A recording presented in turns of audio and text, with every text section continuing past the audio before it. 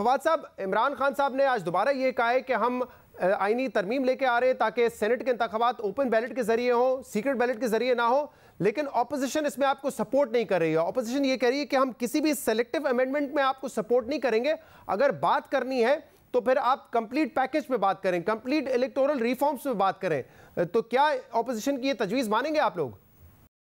देखिए, सच्ची बात तो यह है कि अपोजिशन कोई टॉक्स वगैरह या रिफॉर्म्स वगैरह में इंटरेस्टेड नहीं है।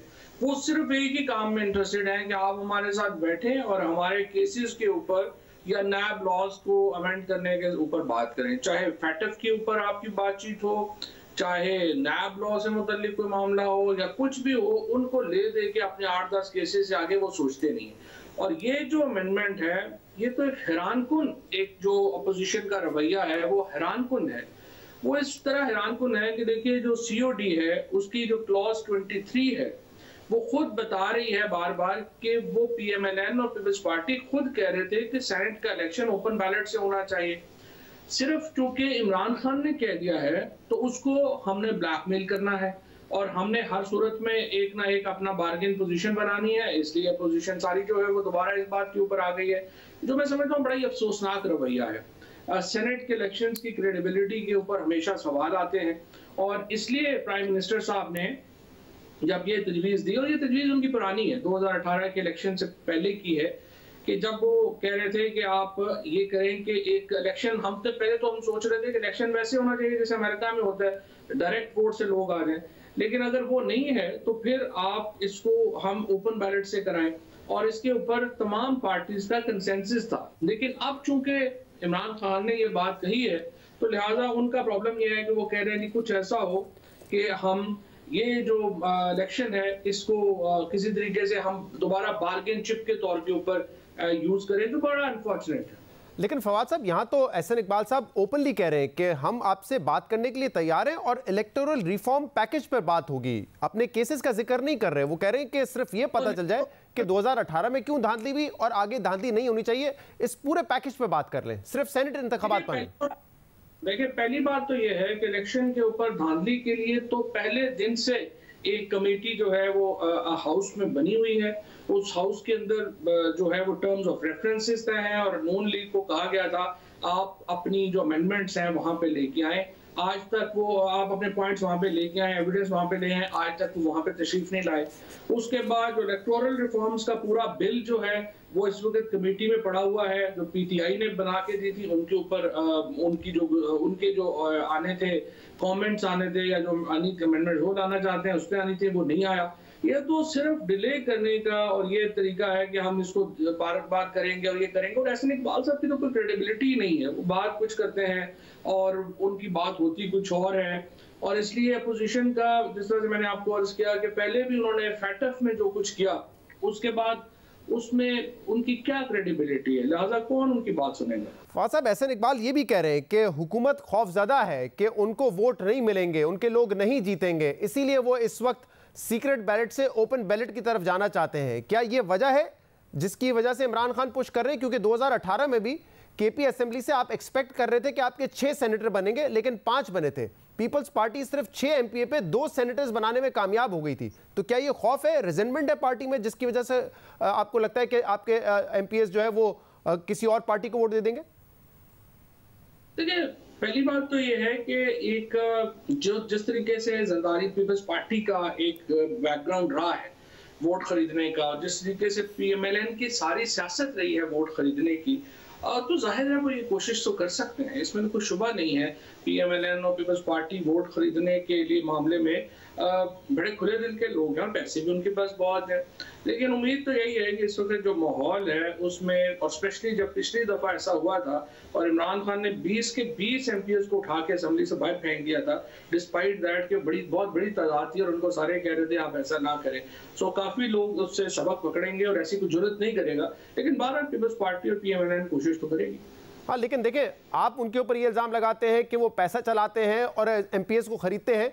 दूसरी तरफ जब अदम एतमाद का वोट आया था सेनेट चेयरमैन के खिलाफ, तो उनकी तादाद ज्यादा थी, 64 उनके लोग थे, लेकिन जब वोट हुआ तो उनके लोग कम हो गए और वही इल्जाम लगाते हैं कि हमारे लोगों को, हमारे सेनेटर्स को धमकाया गया था, डराया गया था। तो अगर आप चाहते हैं कि फ्री एंड फेयर इलेक्शन हो, साफ और शफाफ इलेक्शन हो, तो फिर इंक्वायरी उसकी भी होनी चाहिए, पता चलना चाहिए था क्या हुआ। क्योंकि उस वक्त वो आपके फेवर में गया तो आप उसकी तहकीकात नहीं करेंगे, आप सिर्फ आगे की बात करेंगे जहां आपको शक है कि वो पैसा चला सकते हैं। देखिए, बात यह है कि इसके ऊपर तो तहकीकात की थी पीएमएल वगैरह ने, लेकिन जरूरत नहीं हुई उन लोगों को निकालने की। फर्क इमरान खान में और अपोजिशन में यही है ना कि इनकी वो मॉरल करेज नहीं है। जहां इमरान खान ने 20 लोगों को उठा के बाहर फेंका, ये आपने एक भी बंदे को फारिग नहीं कर सके। दूसरी बात है कि जब इस तरह के वाकयात से रोकथाम का क्या तरीका है? यही तरीका है ना कि आप ओपन बैलेट कर रहे हैं और लोगों को पता हो कि किसकी वोट किधर जा रही है, ताकि आपका ये मसला खत्म हो जाए। आप उसके ऊपर बैठने को तैयार नहीं है, वो आप करने को तैयार नहीं है। तो खाली जो है वो ये तो नहीं है कि अपने सेल्फ सर्विंग जो एक मोटिव्स हैं हर वक्त, सवाए इसके 24 घंटे एक ही रट है इनकी, और रोना है कि हमें जो है वो हमारे केसेस जो है उनका कुछ कर दें। इसके अलावा ना कोई एजेंडा है, ना कोई सोच है, ना कोई समझ है, ना ही आगे चलने का तरीके का कोई लग। लेकिन फवाद साहब, अगर आप समझते हैं कि एक इशू है जिसको रिजॉल्व होना है, तो फिर वो इस तरीके से तो नहीं होगा कि आप अमेंडमेंट लेके चले जाएं। आपके पास 2/3 मेजॉरिटी नहीं है, ऑपोजिशन ने वाजे कर दिया वो आपको सपोर्ट नहीं करेंगे, यानी कि आपकी अमेंडमेंट जो है वो मुस्तरद हो जाएगी पार्लियामेंट से, ये पास नहीं हो सकता ये बिल। तो फिर क्या होगा? फिर वही होगा, सीक्रेट बैलेट के जरिए जा रहे होंगे। तो अगर आप जेन्युइनली ये समझते हैं कि इसको सेटल होना चाहिए मामले को, तो इंगेज तो करना पड़ेगा ना ऑपोजिशन को, अगर आईनी तरमीम पास करवानी है तो। देखिए, एंगेज करने के लिए तो बिल्कुल आपको याद होगा प्राइम मिनिस्टर साहब ने बड़ी देर पहले ये बात कही थी कि पार्लियामेंट बेहतरीन फोरम है, और पार्लियामेंट के अंदर ये कमेटी के अंदर ये रहा है बिल, उनको चाहिए कि वो वहां पे आए और वो वहां पे आएंगे और बातचीत करेंगे। अगर वो समझते हैं कि कोई रिफॉर्म की तरफ भी जाना है, कोई इस्लाहात की भी बात करनी है, तो फिर अपोजिशन आएगी। बट आई डाउट दैट कि उनका कोई इस वक्त फ्रेमवर्क भी ऐसा है या माइंडसेट भी कुछ ऐसा है।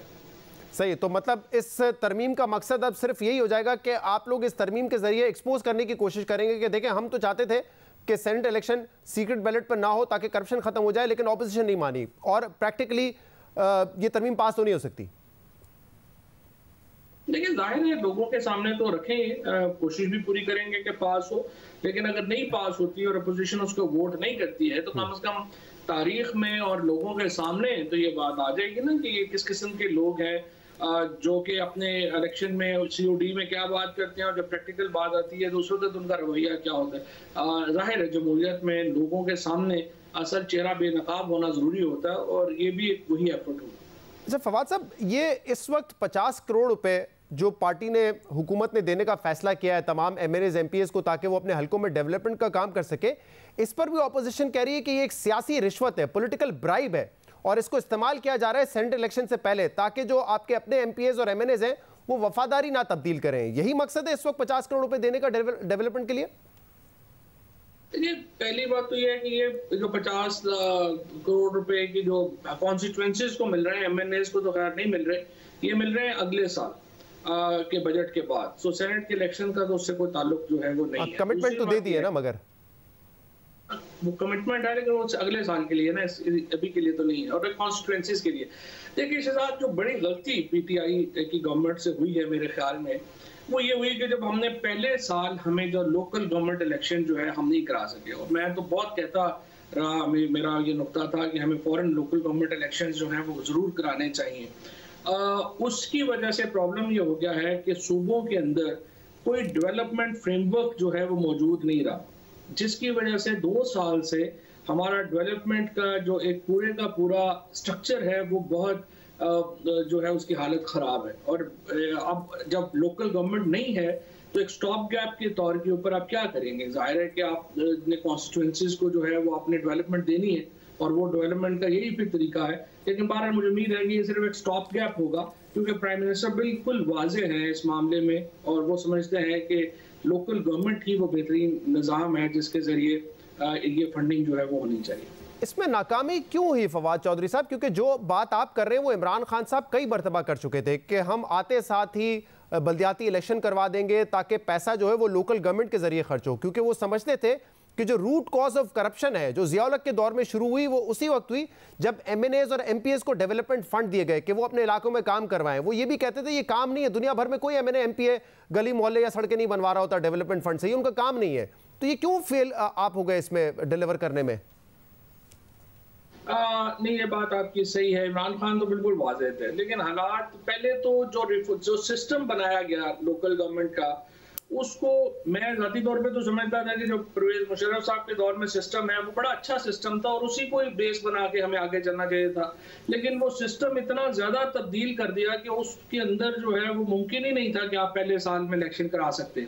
उसके बाद फिर कोविड आ गया और कई हालात जो ऐसे जो है वो फिर ऊपर से जो सिस्टम है वो अभी तक संभल नहीं पाया और अब फिर जो है वो अमेंडमेंट होने जा रही है। सो कई जो लोग थे जो इस मामले में लगे रहे और उनसे वो, लेकिन फवाद साहब इसकी टाइमिंग इतनी सादा भी तो नहीं है। अब मुझे पता है और आप ये पब्लिकली भी आके कह चुके हैं कि आप वजीर आजम इमरान खान को, आप चीफ मिनिस्टर उस्मान बुज़दार को ये कहते रहे हैं कि कॉन्स्टिट्यूंसीज के लिए डेवलपमेंट फंड दिया जाए, लेकिन आज से पहले वो जारी नहीं किया गया।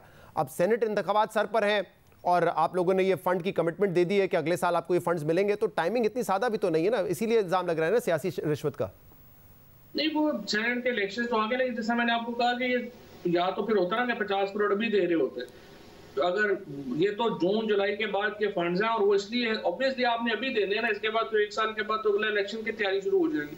तो जो डेवलपमेंट शुरू होनी है वो इसी साल होनी है, उसके बाद तो नहीं होनी। अच्छा फवाद साहब, आप कह रहे हैं कि ऑपोजिशन बार बार एक ही चीज की रट लगाती है कि हमें एनआरओ दे दो या हमारे केसेस खत्म कर दो। एक रट आपने भी लगाई थी और आज से नहीं लगा रहे, इमरान खान साहब तो माशाल्लाह 25 साल से लगा रहे हैं कि करप्ट है नून लीग, करप्ट है पीपल्स पार्टी, जब हम आएंगे तो करप्शन खत्म करेंगे, 90 दिन के अंदर बड़ी करप्शन खत्म हो जाएगी। लेकिन जो कल ट्रांसपेरेंसी इंटरनेशनल की रिपोर्ट आई है, सीपीआई इंडेक्स में पाकिस्तान 4 दर्जे नीचे गया है रैंकिंग में, पाकिस्तान का स्कोर बुरा हो गया है। आप लोग कह रहे थे करप्शन खत्म कर देंगे, यहाँ तो तासुर के आपकी हुकूमत माजी की हुकूमतों से ज्यादा करप्ट है, वो बढ़ता जा रहा है। देखिए, एक तो जो स्कोर बना है ज्यादा, वो तो जो जस्टिस सिस्टम है के ऊपर जो परसेप्शन है उस पर नीचे गया है और बिल्कुल इसमें कोई शुबा नहीं कि जो जस्टिस सिस्टम में रिफॉर्म लाने का हमारा वादा था वो पूरा नहीं हुआ और इसके ऊपर प्राइम मिनिस्टर साहब कई दफ़ा जो है कैबिनेट में लॉ मिनिस्ट्री को कह चुके हैं कि वो इसके ऊपर अमली इक़दाम करे, लेकिन बहरहाल वो मामला स्लो है और उसके ऊपर डेफिनेटली हमें इक़दाम करने की ज़रूरत है। इसी तरीके से जो दूसरा ज़्यादातर मामला हैं वो सर्विसेज से मुतल्लिक है। मसलन अगर पुलिस से है रवैया या पटवारी से है या एडमिनिस्ट्रेशन ऑफिसर से है, वो सूबों को बहरहाल अपना मामला को देखना चाहिए और सर्विसेज सेक्टर में ये मेरे ख्याल में तो ये बड़ा अच्छी रिपोर्ट है और इसको जो जिम्मेदारान हैं उनको बैठ के देखना चाहिए कि कहाँ कहाँ पे वो इम्प्रूवमेंट क्या क्या लाएंगे तो परसेप्शन बेहतर होगी और इन्होंने बड़ी मेहनत से। आप कह रहे हैं कि ये अच्छी रिपोर्ट है, कल आपके जो बाबर अवान साहब है या शहबाज गिल साहब है वो ये कह रहे थे कि ये डेटा पुराना इस्तेमाल हुआ है नून लीग के दौर का। पिछले साल भी जब रैंकिंग नीचे गई थी 2019 में ट्रांसपेरेंसी इंटरनेशनल रिपोर्ट में, तो उस वक्त कहा गया था ये साजिश है, ये सब मिले हुए होते हैं, इंटरनेशनल कॉन्स्पिरेसीज होती हैं और इसलिए पाकिस्तान के खिलाफ ये रिपोर्ट बनाई गई है और आपकी हुकूमत के खिलाफ ये रिपोर्ट बनाई गई है। लेकिन आप कह रहे हैं कि इससे सीखने की जरूरत है हमें। 100% देखिए, इसमें कुछ डाटा तो होगा, पुराना भी होगा, लेकिन नॉट विद स्टैंडिंग के पुराना है या नया इसको छोड़े। और मेरे नज़र में जो ये रिपोर्ट है वो चाहिए, स्पेशली जो चीफ मिनिस्टर्स हैं हमारे, उनको चाहिए कि कैबिनेट की अपनी मीटिंग करें या सेक्रेटरीज के साथ बैठें और ये जो सारा इंडेक्स है इसको बड़े गौर से पढ़ें और देखें कि कैसे इनकी परसेप्शन आप बेहतर जो है वो बना सकते हैं और जो दूसरे हमारे जो जस्टिस सिस्टम के से मुंसलिक जो लोग हैं। हाँ, लेकिन फवाद साहब ये जो दो जो सोर्स डेटा सोर्सेज थे, world justice project rule of law और दूसरा वैराइटीज ऑफ डेमोक्रेसी जिसमें स्कोर नीचे गया है, जिसकी वजह से हमारी रैंकिंग नीचे गई है, वो सिर्फ जुडिशरी के या जस्टिस सिस्टम के हवाले से नहीं है। जो पहला वाला है रूल ऑफ लॉ, उसमें ये कहा गया था, ये सवाल 53 सवाल थे और उसमें यह सवाल था कि कौन सी हुकूमती एहलकार जाती मफादात के लिए पब्लिक ऑफिस का इस्तेमाल करते हैं। उसमें सिर्फ जुडिशरी नहीं है, उसमें पुलिस भी है, मिलिट्री भी है, एग्जीक्यूटिव भी है, पब्लिक सेक्टर भी है। और इसी तरह वैराइटीज ऑफ डेमोक्रेसी में भी सवाल ये किया गया था, सर्वे इस बात पे था कि ये इस बात का जायजा लेने की कोशिश की जाए कि सियासी करप्शन कितनी फैल रही है, चाहे वो हुकूमत में हो, कानून साज में हो या जुडिशरी में हो। तो ये अक्रॉस द बोर्ड है, सिर्फ जुडिशरी की बात नहीं की। नहीं, ये जस्टिस सिस्टम के ऊपर देखिए, जहां तक सियासी पार्ट का ताल्लुक है ना, वो तो आपको इमरान खान को ये क्रेडिट देना पड़ेगा कि बड़े तवील अरसे के बाद एक ऐसी हुकूमत आई है जिसका 2.5 साल में कोई सिवाय ऐसे शौकिया कोई बात करे तो करे, कोई स्कैम नहीं है कैबिनेट लेवल के ऊपर, ना ही जो चीफ मिनिस्टर्स हैं या प्राइम मिनिस्टर हैं, प्राइम मिनिस्टर के ऊपर तो किसी का कोई शाइबा तक नहीं है। अदरवाइज तो 2.5 साल में आपने देखा बेनजीर भुट्टो, नवाज शरीफ, वो तो 2-2.5 साल में बिलियनर हो गए थे। इमरान खान के ऊपर, उनकी काबीना के ऊपर ये बहुत बड़ी कामयाबी है। मिसालें तो बहुत सी हैं। अगर पिछली केपी गवर्नमेंट की बात की जाए तो मालम जब्बा प्रोजेक्ट है, मेट्रो बस है, लेकिन अगर इस दौर की भी बात की जाए, आपने कहा कैबिनेट का कोई अमल दखल नहीं है। शुगर रिपोर्ट उठा के देख लें, सारे के सारे इशारे आपकी कैबिनेट की तरफ ही आते हैं, क्योंकि कहा गया कि जो शुगर माफिया वो लूट के ले गई। 46% जो मार्केट शेयर है वो आपके कैबिनेट में बैठे हुए लोगों का है ना, या जो सियासी तौर पे बड़े करीब है इमरान खान का, उनका है। ये तो मैंने कहा ना कि जैसे शौकिया फनकार, जिस तरह से आपने बात की अभी, वो आप कर दें तो उसका तो कोई इलाज नहीं किया जा सकता ना। वो जो रिपोर्ट्स हैं वो आप मेंशन करेंगे, वो तो ऐसे शौकिया तौर पे मेंशन करेंगे ना, उसकी कोई शौकिया तौर पे आप लोगों ने उसमें प्रेस कॉन्फ्रेंस की है कि एफआईए को रिपोर्ट करेंगे, उसमें एक हिस्सा नैब को भेजेंगे, नैब इस पे इंक्वायरी करेगा। करप्शन नहीं है तो नैब को क्यों भेज रहे हैं फिर? Thank you very much. ये रिपोर्ट किसने करवाई थी? जी आप ही ने करवाई थी, और करप्शन के हवाले से ही करवाई है। तो फिर किसने, तो फिर एहतसाब ये किसने किया? लेकिन आप तो ये, लेकिन आप, हाँ एहतसाब, आप इस बात का क्रेडिट ले लें, लेकिन आप कह रहे हैं कि हमारी हुकूमत में कोई स्कैंडल नहीं है। एक स्कैंडल है जो कि खुद हुकूमत, आप कह रहे हैं कि हुकूमत ने ही उस पर इनिशिएटिव लिया है। कोई स्कैंडल नहीं है, किसी वजीर का कोई स्कैंडल नहीं है। जो अगर आप खुसरो बख्तियार का नाम लें या किसी का नाम लें ऐसे शौकिया, तो आप ले सकते हैं, लेकिन हकीकत ये है उनके ऊपर कोई डायरेक्ट एलिगेशन नहीं आया। इसी तरीके से जो बाकी तमाम मामलात हैं, जैसे नवाज शरीफ साहब की 2.5 साल की हुकूमत में आप देखिए कि कितने बड़े स्कैम्स आए थे। बेनजीर भुट्टो की में तो आसफ जरदारी मिस्टर 10% हर बंदे की जुबान पे आ गया था। सो आई थिंक जहाँ पे क्रेडिट बनता है वहाँ क्रेडिट देना चाहिए, जहाँ पे गलती बनती है वो पॉइंट आउट करना चाहिए। लेकिन बहुत सारे केसेस नवाज शरीफ के दौर में भी थे ना, एहसन इकबाल हो, ख्वाजा आसिफ हो, LNG स्कैम हो, वो भी मिसयूज ऑफ अथॉरिटी का है। कोई किकबैक या कमीशन का मामला तो नहीं है, और यहाँ पर भी मिसयूज ऑफ अथॉरिटी का ही मामला है ना जो आपकी हुकूमत पर आया है। शुगर स्कैम खुद इंक्वायरी कमीशन में जो आया है, किसी वजीर पे नहीं आया।